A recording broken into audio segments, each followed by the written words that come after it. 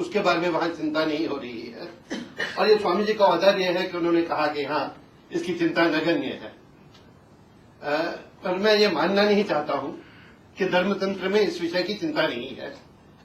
मुझे कुछ सौभाग्य मिला है श्रृंगारी के सानिध्य में बैठने का, कांची के सानिध्य में बैठने का, परमाचार्य को पढ़ने का। उनमें ये चिंता राज्य का क्या हो रहा है, सभ्यता का क्या हो रहा है, आज की परिस्थितियां क्या है, उनमें यह चिंता न हो, ये संभव नहीं है। ये संभव नहीं है। वहां जो पीड़ा है उसका शायद हमें अनुमान नहीं है, वहां जो विद्वत्ता है उसका भी शायद हमें अनुमान नहीं है, वहां जो गहन अनुशासन है, जो तपस्या है, उसका भी अनुमान नहीं है। वो सब चले गए हैं, ऐसा मैं तो मानने को तत्पर हूं। स्वामी जी के औदार्य है कि वो आपको कह देंगे कि हाँ, ये सब कम हो गया, चला गया, पर वो चल रहा है।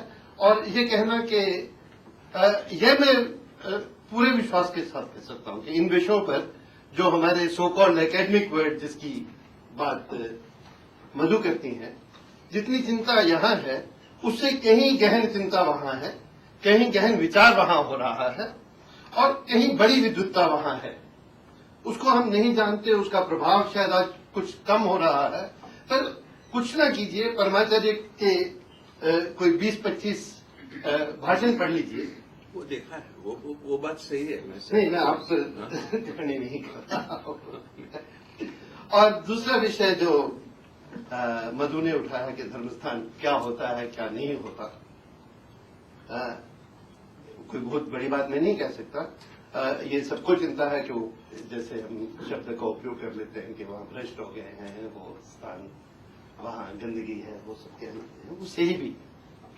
पर आर्थर कैस्लर ने परमाचार्य के समक्ष यह प्रश्न एक बार उठाया था कि आपके जो मंदिर हैं ये तो बहुत गंदे हैं और वहां जाके तो शांति नहीं मिलती, सुकून नहीं मिलता, वहां तो मेडिटेशन नहीं हो सकती। तो परमाचार्य ने कहा था कि देखिए, आपको अगर शांति चाहिए और आपने मेडिटेशन ही करनी है तो मंदिर तो उसके लिए स्थान नहीं। बहुत जगह है भारत में जहां आप जाके ये सब कर सकते हैं। मंदिर तो हमारे देवताओं का घर है। हम गांव में बैठे हैं, मंदिर की घंटी बजती है और लोगों को लगता है कि भगवान को प्रसाद दे दिया गया है, उसके बाद वो स्वयं भी प्रसाद ग्रहण कर सकते हैं। जब तक वो घंटी नहीं बजती तब तक लगता है कि हमारा प्रसाद ग्रहण करना ठीक नहीं हुआ। और वो काम मंदिर आप भी कर रहे हैं, वो कह रहे मंदिर आप भी कर रहे हैं। आपने कहा कि जन्म और कर्म की बात है, तो इसके कारण हमको धर्म की बात करना ही नहीं चाहिए।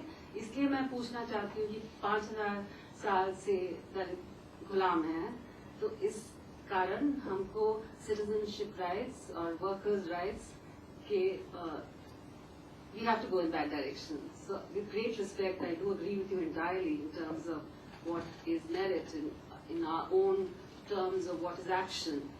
But the nature of the state of which we are all implicated communicates that merit belongs to some, and that's people like us. We've had food and learning for 2000 years, many of us. So I would request that you also shift the direction of the advice that you give to all of us, and we receive it in terms of what are basic rights of humanity. Because if minimum wages is still 160 rupees or 180 rupees, we cannot in any way imagine that giving has been the responsibility of either the state or of us who are implicated within the state. So I would like your meditation on that. जन्म का दार्शनिक आधार कुछ हमारी परंपरा, जन्म की विशेषता का, उसके गुण अवगुण का दार्शनिक आधार हमारी परंपरा में है। और अगर यदि नहीं है तो फिर जन्म का जो महत्व है केवल व्यवहारिक ही वजह, कोई सीमित व्यवहारिक वजह।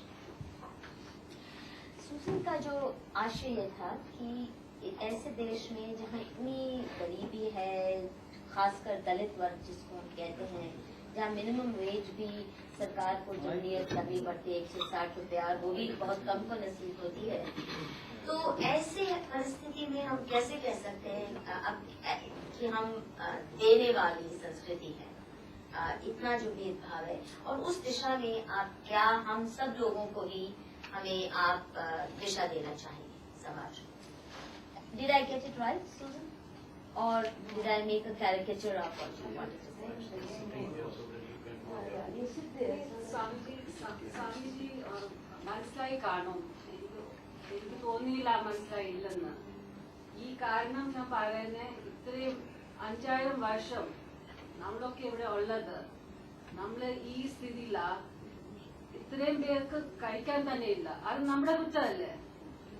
അതുകൊണ്ട് ആ സ്ഥിതിയിൽ നമുക്ക് മനസ്സിലാക്കണം, ഈ കൊടുക്കുന്ന കാര്യം സ്റ്റേറ്റ് പറഞ്ഞാലോ നമ്മൾ പറഞ്ഞാലോ, നമ്മളിവിടെ 2000 വർഷം 5000 വർഷം നമുക്ക് പഠിത്തമുണ്ട്, കഴിക്കാനുണ്ട്, എല്ലാ കാര്യത്തിലും നമുക്ക് ഇതേ നമ്മള് അനുഭവമുണ്ട്, വേറെ ഒന്നുമില്ല.